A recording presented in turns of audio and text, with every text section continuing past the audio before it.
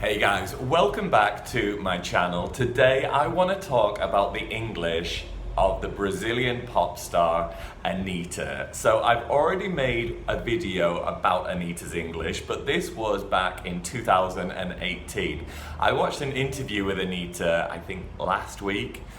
Wow, I was really impressed. So 2018, her English was already great. So she was making some mistakes that a lot of Brazilians make in English. And then this year I watched the video.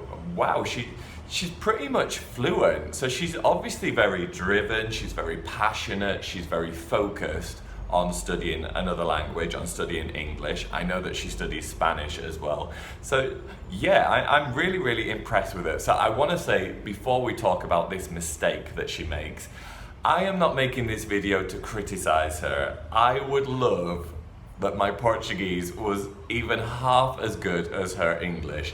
So I'm not making this at all to criticize, but the mistake that she made in 2018, that is the same as the mistake she made in 2019, it's something very specific for you Brazilians. I correct this mistake a lot in my classes, and I want to talk about it today to help you guys, because I know that a lot of you guys are watching this channel because you want to improve your English. Let's just remind ourselves of the 2018 interview she did in England.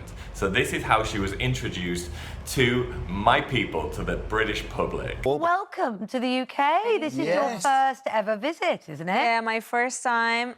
During this interview, she was asked about Havaianas, the flip-flops, and she was asked if she wears them in Brazil. Yeah, but I use this every time, or I just don't use anything. So what she said here is she wears them every time. So this is a mistake in English because we use every time when we're being very specific about an event or an incident. For example, every time I go to the bakery, I order bread.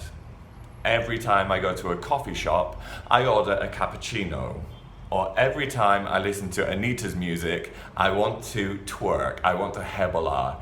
But I don't want to rebolar all the time, because sometimes I take a shower, sometimes I'm walking down the street. It's not appropriate. So all the time or always we use as to indicate that something is constant.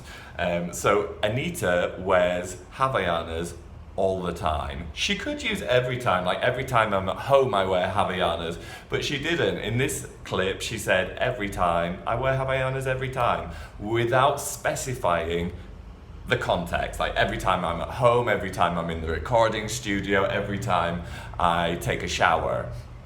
So this was a mistake she made in 2018. Okay, this is really common for Brazilians studying English. And 2019, when she did this interview for the Billboard chart, I was fascinated because she made the same mistake again, despite her English being pretty much perfect. So Anitta's English she's on fire. This girl is on fire right now in terms of her career, in terms of English, but she's made this one mistake. Let's listen to it again. So this is how she was introduced to the Billboard interview. Hi, I'm Anitta, and I'm going to go fishing for answers.